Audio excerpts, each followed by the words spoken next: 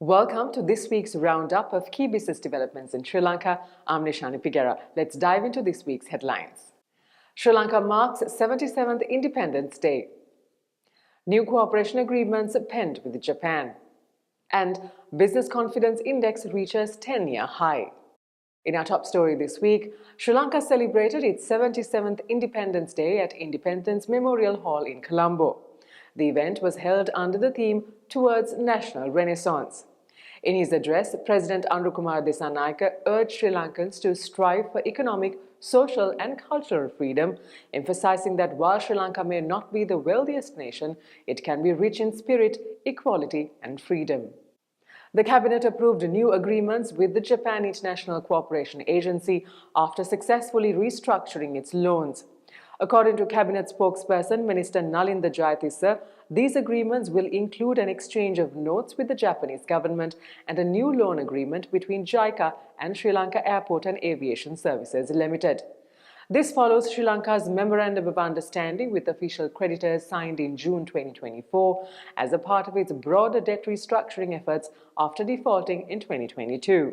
The country has also restructured bilateral loans, bonds and private investor debts. China's Exim Bank has already signed restructured loan agreements.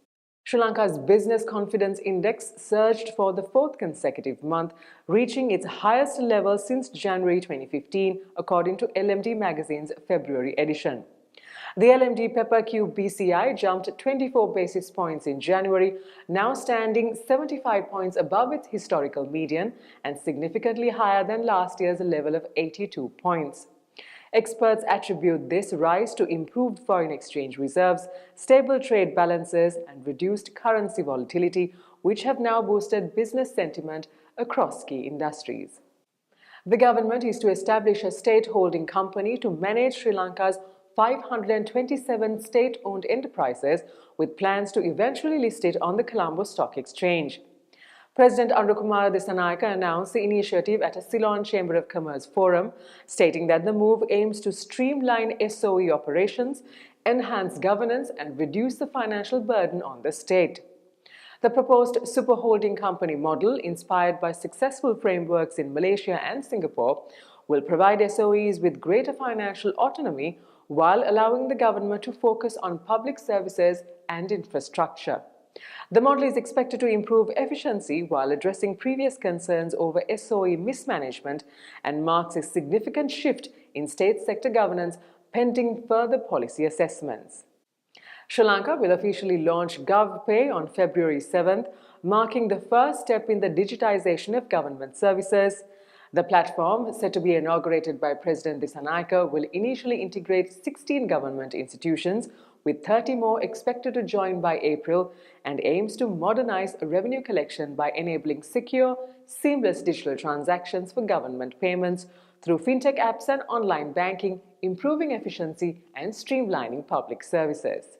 In this week's tourism update, in January, Sri Lanka welcomed over 252,000 visitors, the highest ever tourist arrivals for the month. Daily arrivals were 8,154, a rise from the 8,037 recorded in December. India remains the largest source market in the month, followed by Russia and the United Kingdom. The all-share price index at the Colombo Stock Exchange started the month in the negative. However, turnover remained strong. At the Treasury bill auction held on Wednesday, yields on all maturities fell for the ninth week.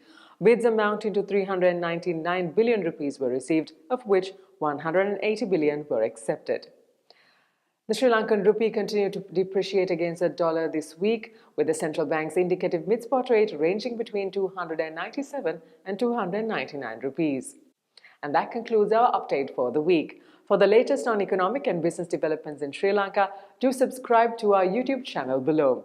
We'll be back next week with more insights. Thank you for tuning in. Stay safe.